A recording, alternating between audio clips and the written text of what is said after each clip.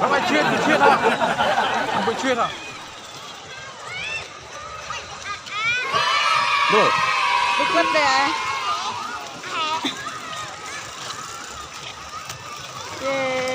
Cái gì à đi? Đây on đến lại ba.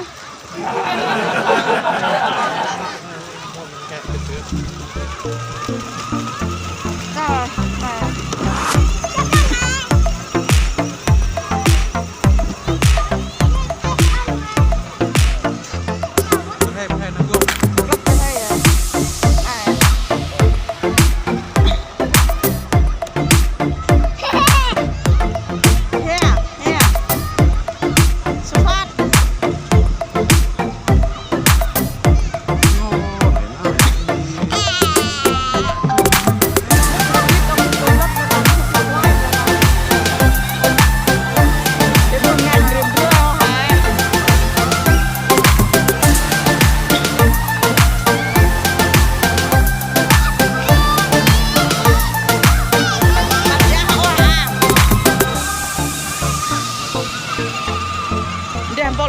là mốt cái kít đòi họ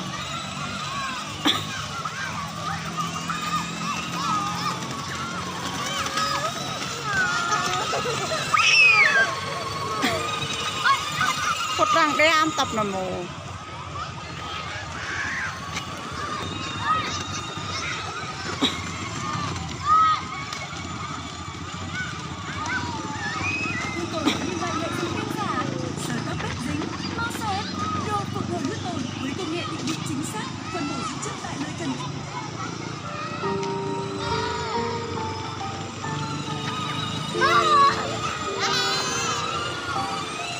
tòm xây tầm ơn vậy ở đây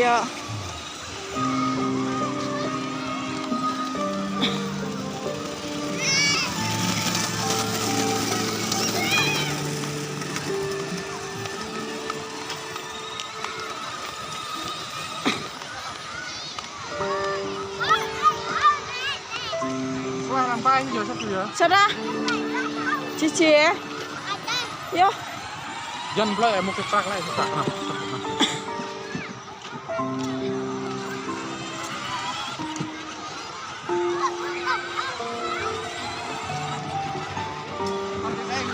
hắn chuyên để anh pha nằm một đại quan để chẳng ạ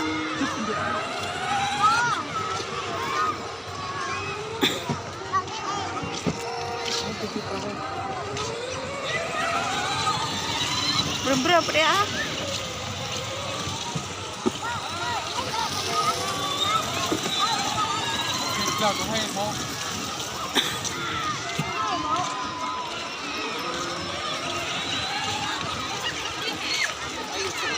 lại bay lại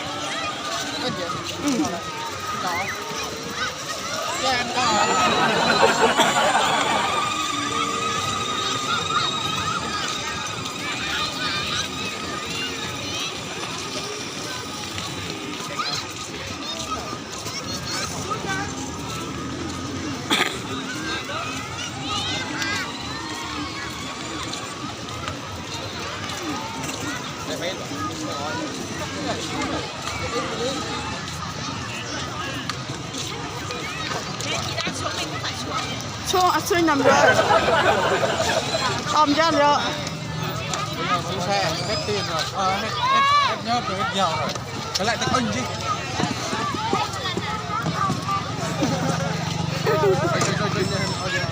Không phải nha. Không về đi được. Yeah.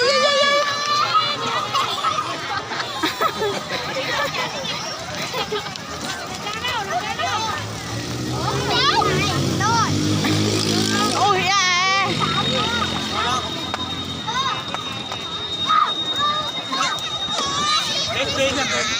Chỗ sao này của ai thuê vậy chú?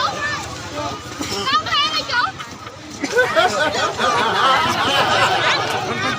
Trên đi. Lên lên chú.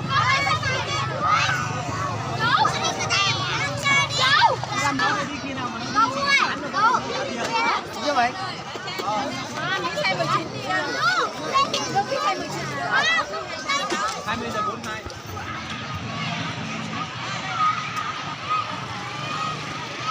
คนน่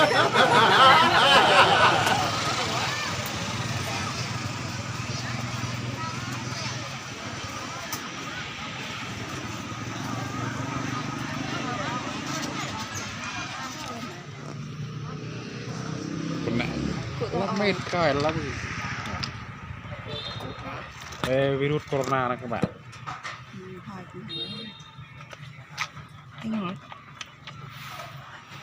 Cũng bị tương tới bùn đã. Nào một bùn được ai à? Chân nó ai ta? Hea.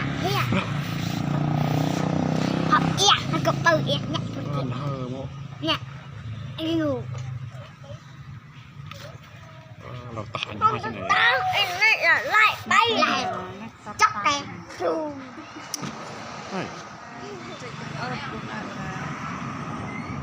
trời lúc nào để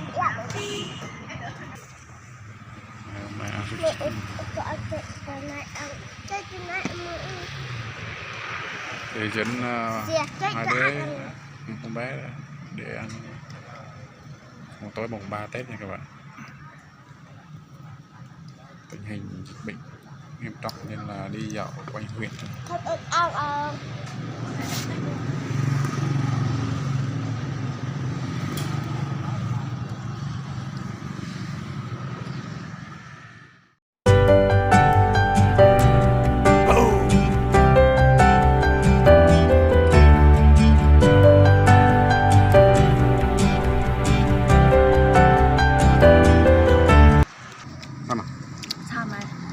Cứ tâm hồn nè.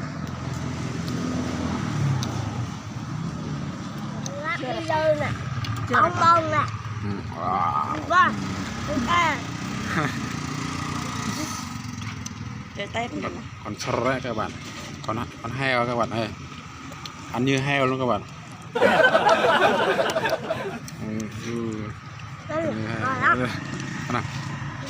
Ngon lắm.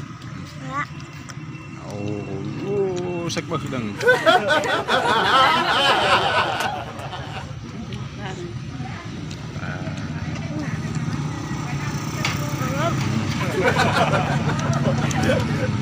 Bằng các bạn đăng ký kênh mình nha.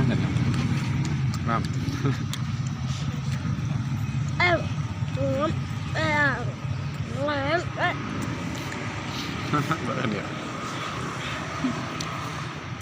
Nó quay lên này em vừa vlog lên này.